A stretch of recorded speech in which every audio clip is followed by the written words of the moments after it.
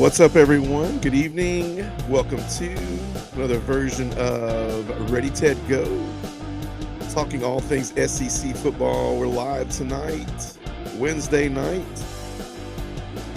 combining our recaps and picks tonight. So excited to be here. So sorry for not being able to keep my normal schedule this week. I'm not a professional podcaster.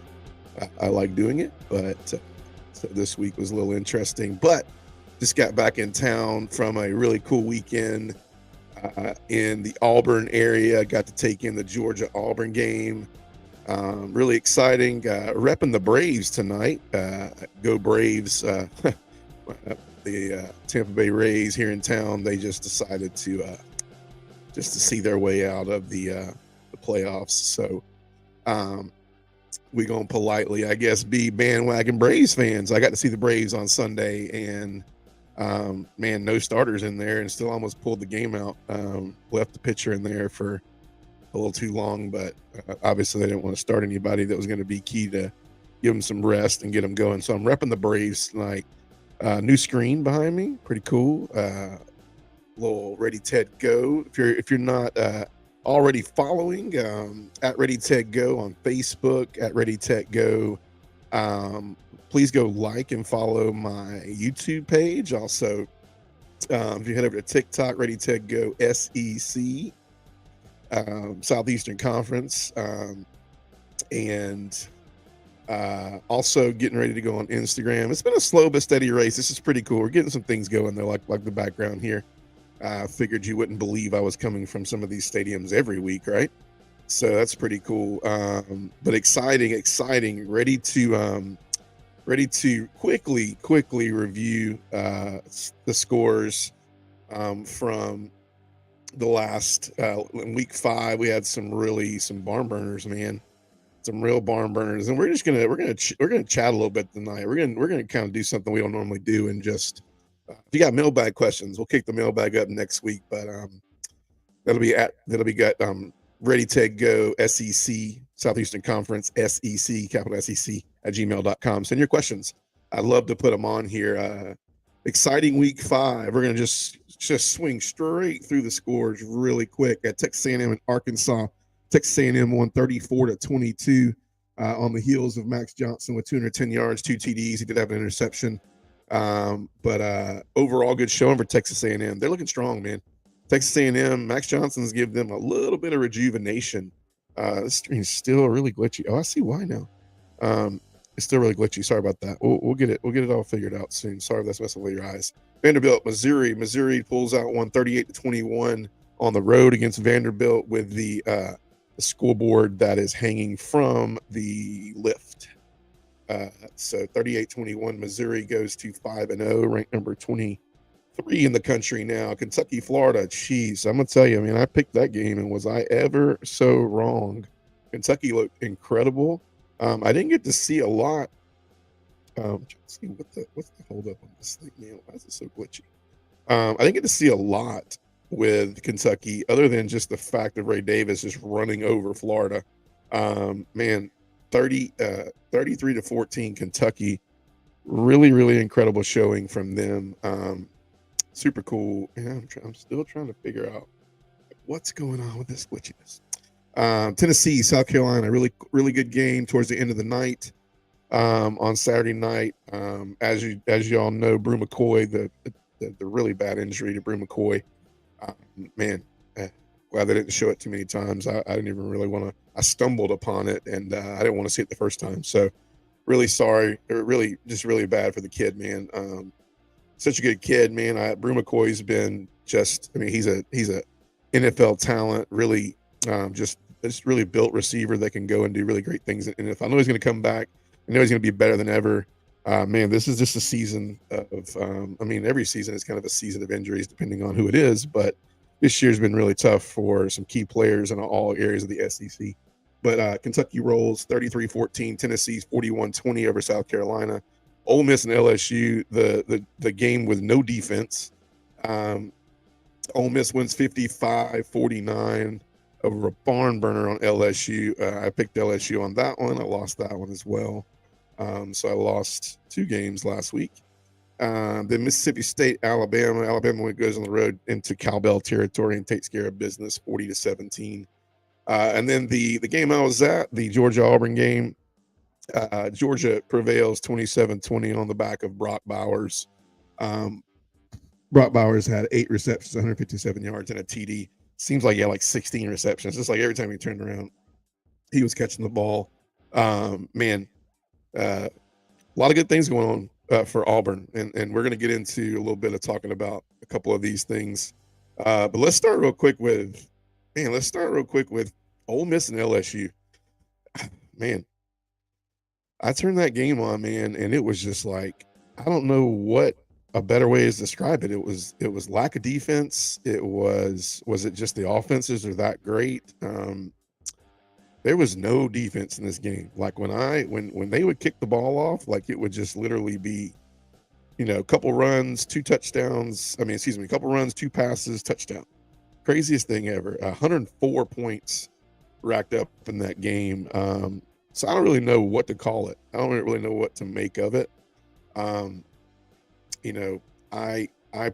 personally think that when you look at things, I don't know. Pete Golding is not doing fabulous things on defense, but does he have to?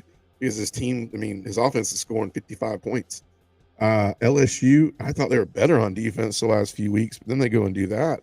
So it's more like is Ole Miss that good on offense to where the defense looked that bad, or they just, I don't know, man. It was a crazy game, 104 points scored, and LSU actually touched the ball at the end of the game. That throw to the end zone by Jaden Daniels was to actually, hands were put on that ball and could have been caught, and it could have been, and I think Lane knew that, but it could have been a win for LSU easily because hands were on the football.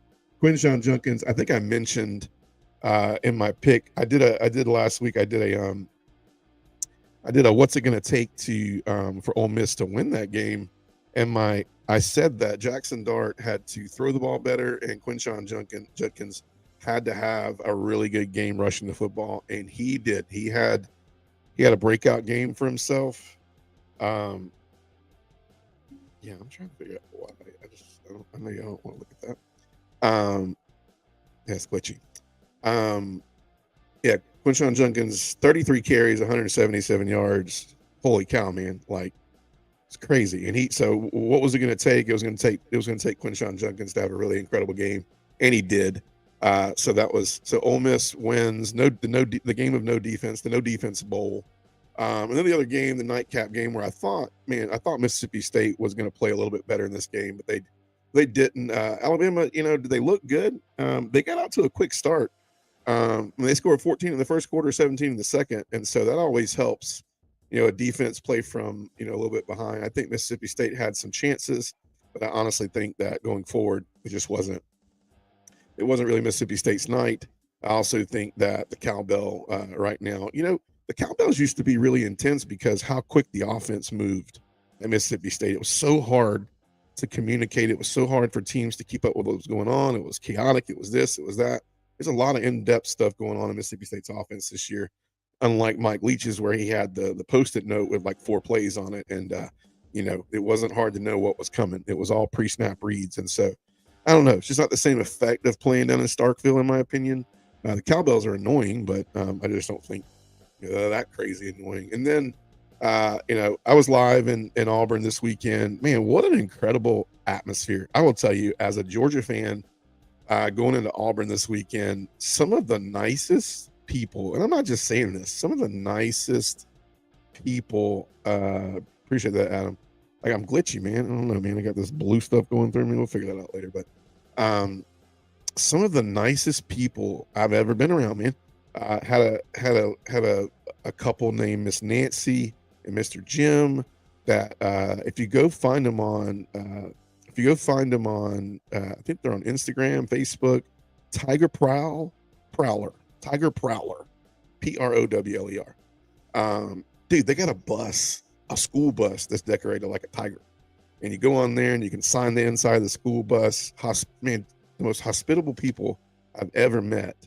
and I met a couple of guys that was with them. And the story behind it is the two guys that were there with both of them.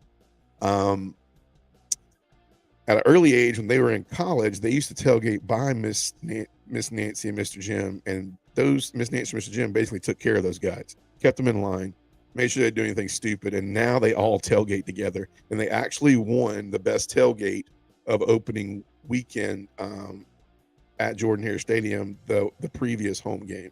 So really cool. Got to be around them. Got invited. Just Southern hospitality to the fullest. I think I'll be honest with you. I'm a Moody believer. Auburn fans are extremely classy. It was a crazy day in the stadium. I was about 3 rows up in the end zone that never got any action, in my opinion. But if it did, we'd have been right there on screen. But it was loud. Man, Auburn fans were in it. They were in it. They believed in what was going on. It's always going to be a tough game, Georgia Auburn. It's always going to be tough.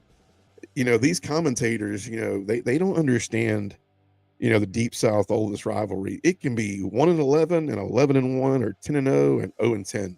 And whoever's 0-10 or 1-11 is going to play their mind out. Not to mention the fact that I'm going to say this and everybody can just be like, yeah, whatever. But Georgia's going to get everybody's best game this year. They're going to get everybody's best game this year. Number one, because they're repeat national champions, and they're going for a three-peat, which hasn't been done since like 1937 by Minnesota. We're almost coming up on 100 years, 80 plus years where a three-peat's been done. And I know what everybody's saying. They're like, this isn't the Georgia team of old, this isn't that. I think you're taking credit away from Auburn a little bit. Auburn was really pumped up. I was there. It was live. Did Peyton Thorne have incredible numbers? No, he didn't have incredible numbers. But you know what he did? He orchestrated an offense that rushed the ball extremely well. I think Hugh Freeze had a really great game plan. I think Hugh Freeze played to what needed to happen towards Georgia. There was a lot of misdirection plays. And I hate to say this, like if you looked at Georgia, I almost think that Hugh Freeze took a little playbook out of Georgia Tech, because, it took us 2 weeks to get ready for Georgia Tech at the end of the year when what's his name, man? But Adam, you probably know his name. Who was a Georgia Tech man that gave us a fit with triple option? Anyways, I know his name's going to come in there. Throw it in the chat if you guys get it. But man, we had to prepare for him for a good solid 2 weeks, and it was hard. Like, he created a lot of problems. Paul Johnson, yeah, man. Paul Johnson, he gave us problems, man. They beat us a few years, and the nasty block in the three running backs that were all incredibly good, and they always had a really good quarterback that was like running back 4. And you got to think, when the quarterback's in play, like, we're blocking zero. Like, if we spy, we're taking somebody out of passing territory, we're taking somebody out of the box, and we're spying. And so, in my opinion, I kind of equivalent it to that. Like, they had this power eye stuff going on, misdirection, and it was nothing that we prepared for. Kirby didn't admit to it, but there's nothing that we prepared for. And so they looked good. Defense looked good at set times. Auburn just beat us up front. They just literally beat us up front. We're hurt in some areas, but it was good to see Bullard back. It was good to see Milton back. It was good to see Lab McConkey back. It was really good to see Lab back. And of course, Brock Bowers, man, he just took over the game. But I will tell you, when you look at that game, and I'm going to sit here for a little while because, everybody, I've read it all week. I was there live. Kirby was there. I agree with what Kirby said. If you go back and look at it, and I went back and watched it, being live and watching it on the Jumbotron and actually coming back and watching it, I will tell you what I saw. I saw Carson Beck grow up. I saw that kid. And by the way, Carson Beck right now is second, third in a lot of SEC captions in passing and quarterback efficiency right now. But I saw Carson Beck grow up. I saw him make some plays. I saw him not throw interceptions. I saw him protect the football. I saw him do everything that Kirby says, hey, if you do these things, you don't have to be a Heisman winning quarterback at the University of Georgia to win championships and to perform and do well. You don't. You just got to protect the football. You got to get the ball to the playmakers, and things are going to happen. And he did that. I thought Bobo called one of his better games of the year. I think one of the things that Georgia is missing, and I think it was said, but I actually said this. I think I said this at one of the tailgates to somebody that asked me. I said I think big plays have been huge for Georgia. I think they need more big plays. The running game, it was there enough. Is it the running game of the past for Georgia? No, but it's also not the running game of the past because of the injuries. But I'm not going to talk about that because I still think Dejon Edwards ran the ball really well. I did hear that Milton's a lot healthier this week. Um, we're not going to get Branson back this year. It just is what it is. And so I think getting healthy is gonna help Georgia. But I think Auburn was a little bit underrated on Saturday. I thought they played a really great game. I thought they ran the ball well. I thought the defense played well. I mean, those picks, it ain't like Carson didn't throw the ball directly to somebody. That was an incredible pick.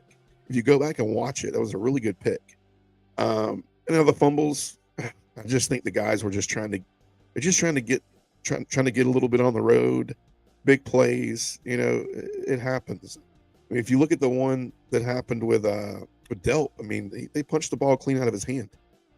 So it wasn't just like he's just running and just drops the ball. Like, it's not a goof play.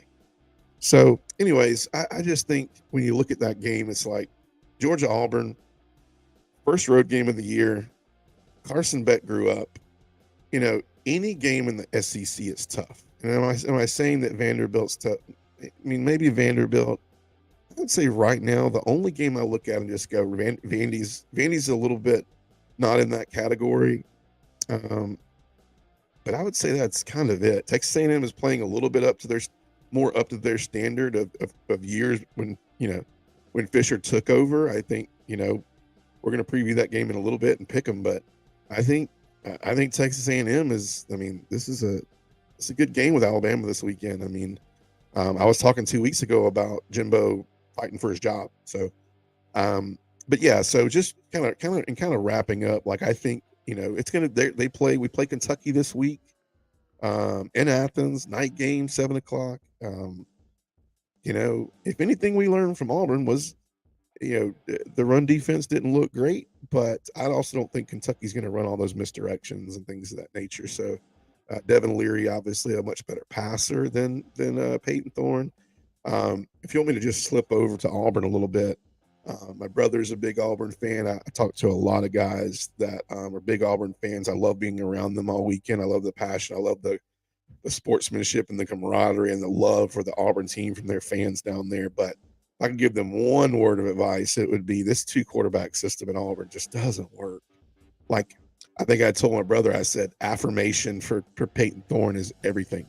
He's always looking over his shoulder, and he's always like, hey, he's like, am I the guy? Am I not the guy? I understand Asker's coming in, but, like, am I not playing well? Why is he coming in? Can I do that?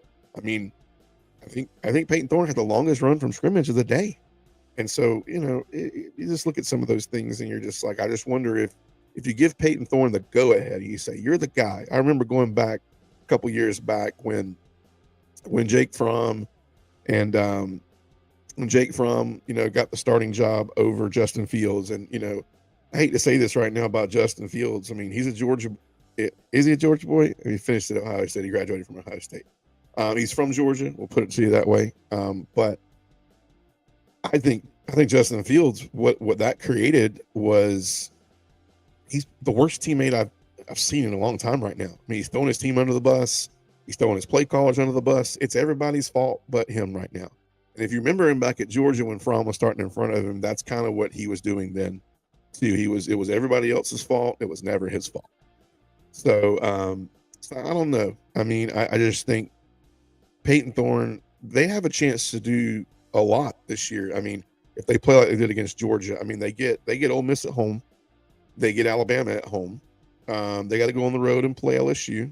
Bye week this week, LSU the following week. But LSU has shown they're beatable. So I mean, is Auburn's? I told you the SEC West is right. It's a toss-up right now. Besides Alabama, who's proven themselves to be the front runner now, but I mean, they're an absolute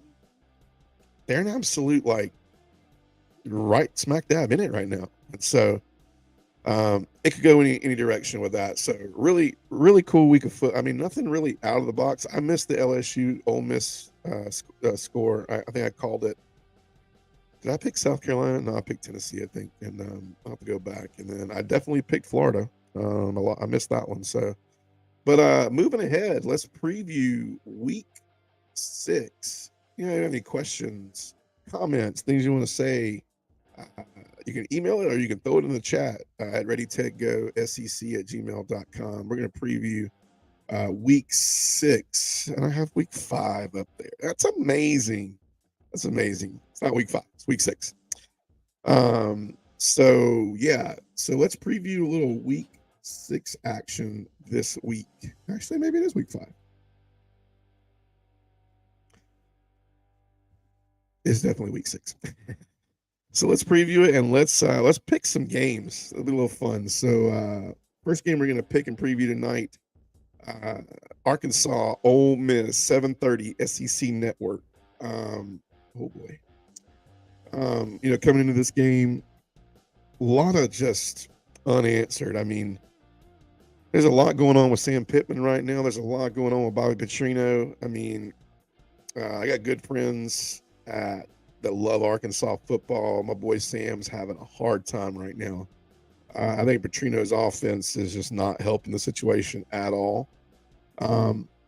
I think Quinshon Junkins had a great game this past week. I think Jackson Dart threw for a ton of yards, which he needed to because he was a running quarterback for a while. And the previews from this game says that Ole Miss puts up a lot of offense. So I think I'm going to take Ole Miss in this one, especially at home.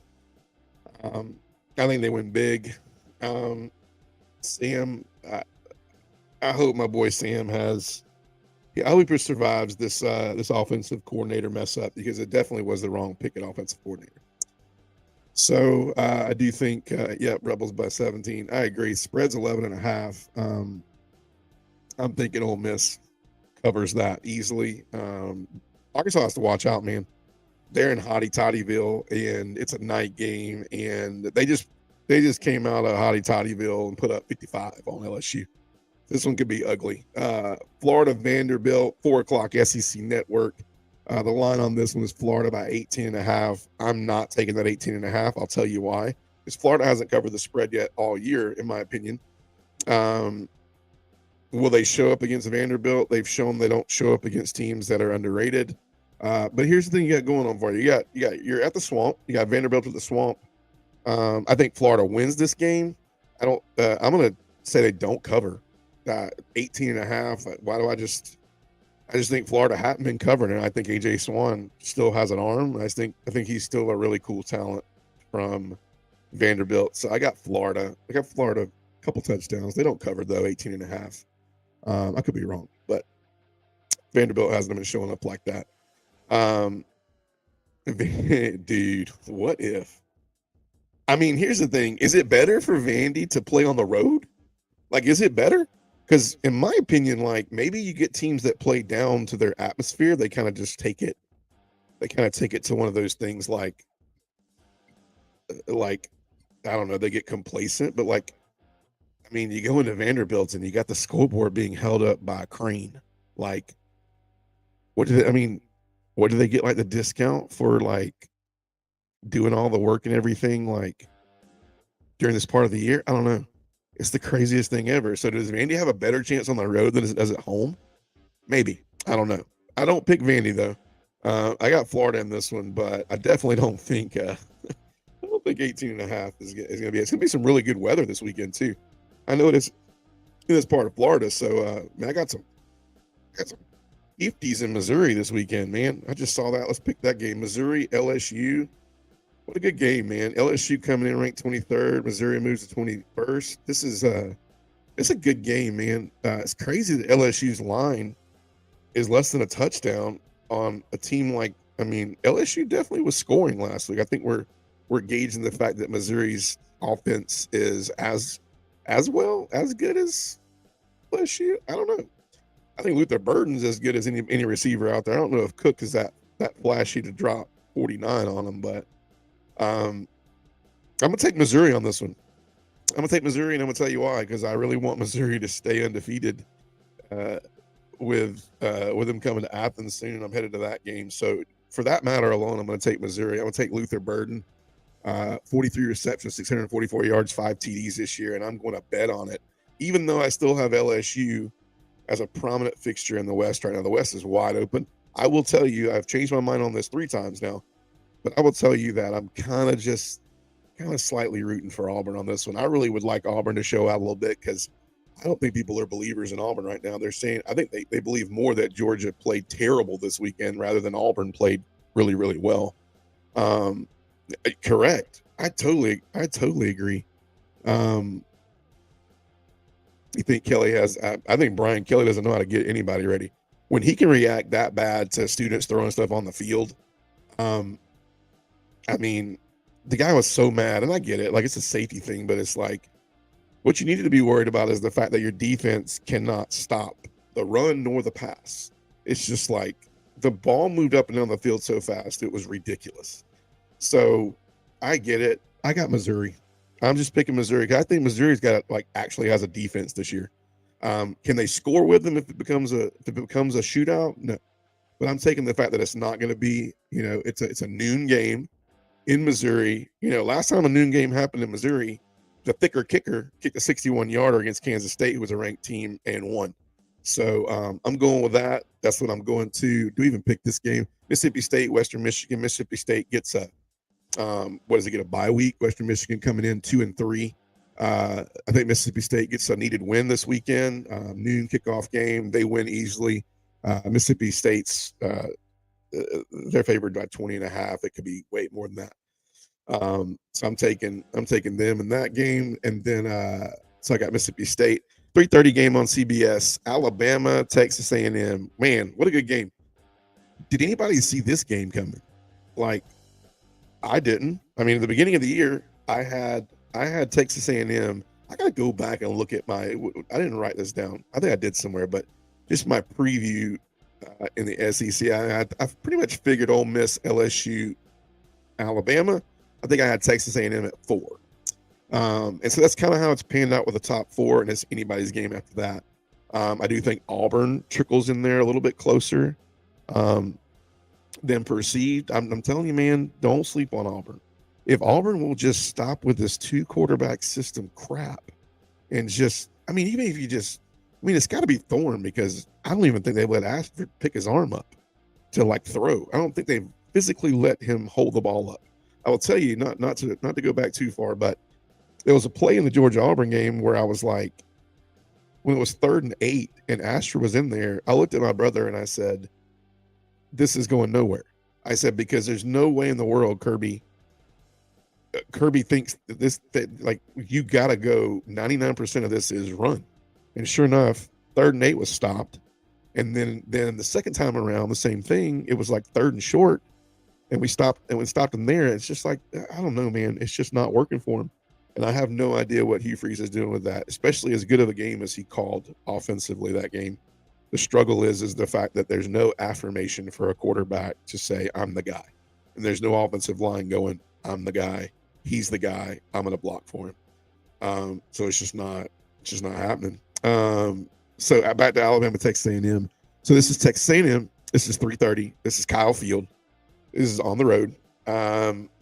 Alabama's ranked number 11th, but here's Texas A&M, sneaky 4-1, 2-0.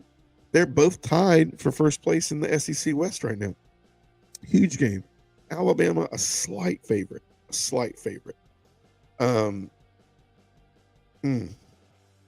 It's this upset alert, man. I got Bama on this one, man. I got Alabama on this one.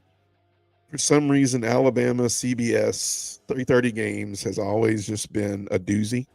They play well at 3:30, and I really think that I really think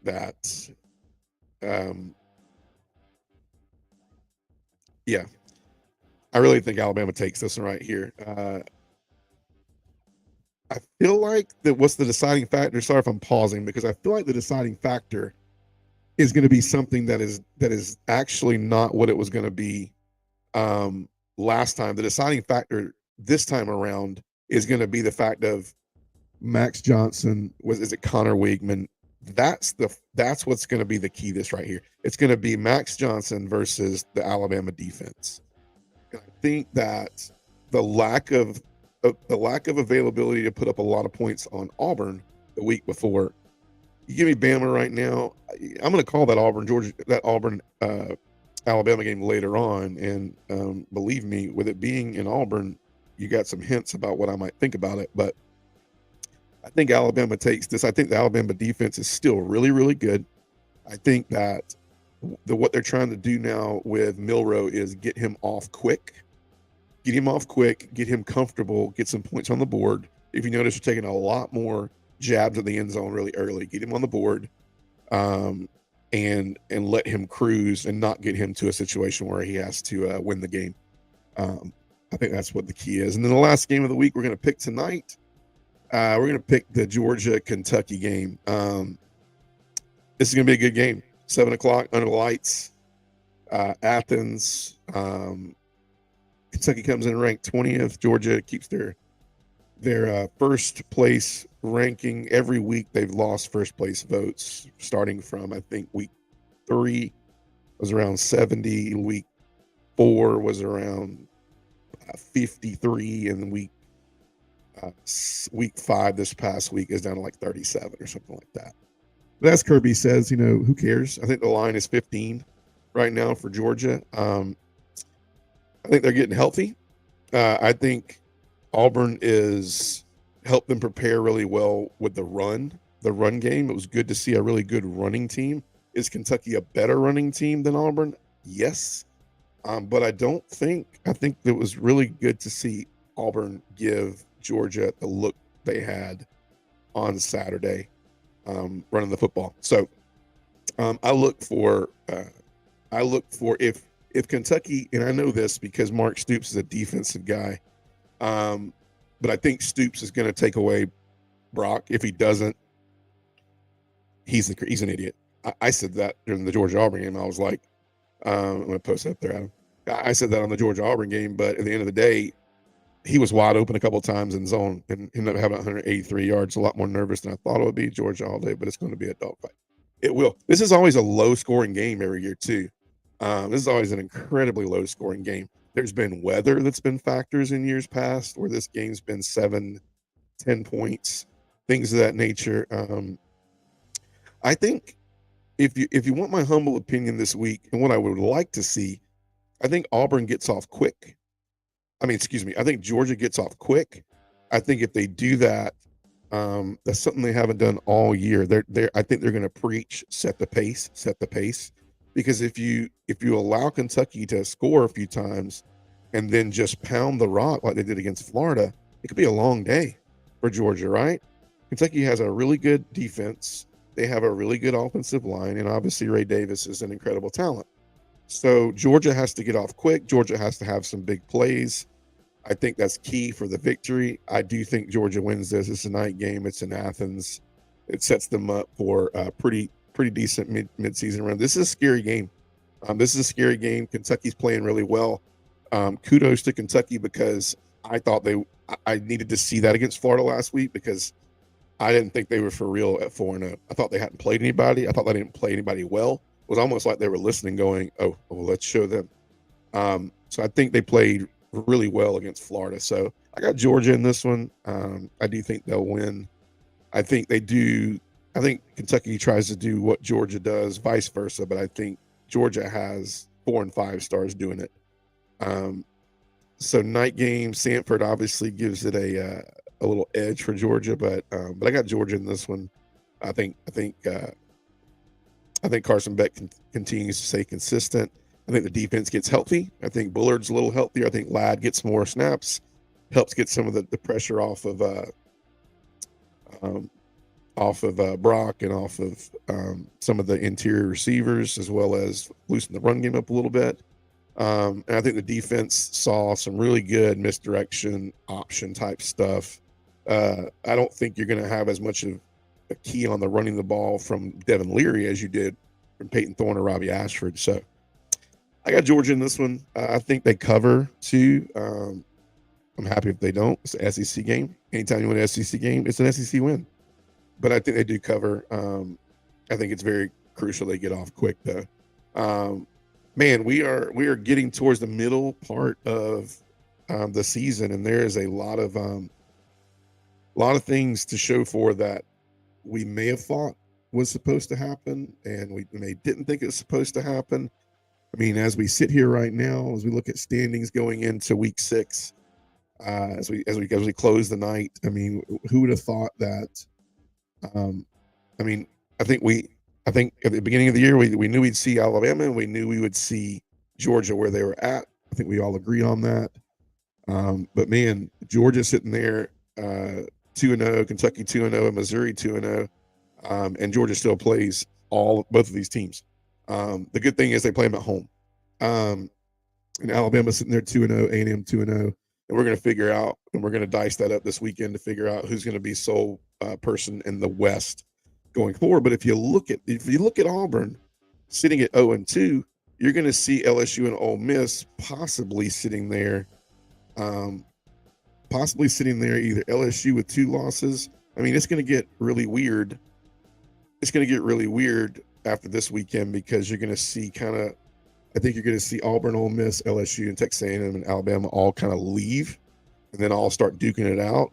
And then it's going to be who wins those tussles between Alabama, Texas A&M, LSU, and if Ole Miss or Auburn, if Auburn can creep in there and grab one from LSU, grab one from Alabama or Ole Miss, maybe 2 of those, it gets to be a toss-up. So I think we're right on pace with what we thought we were going to see. I think the only thing we didn't expect to see was Tennessee with a loss yet, and Florida, Tennessee, fighting for 4th. I think we thought Tennessee would be sitting there at 2-0, maybe with Kentucky.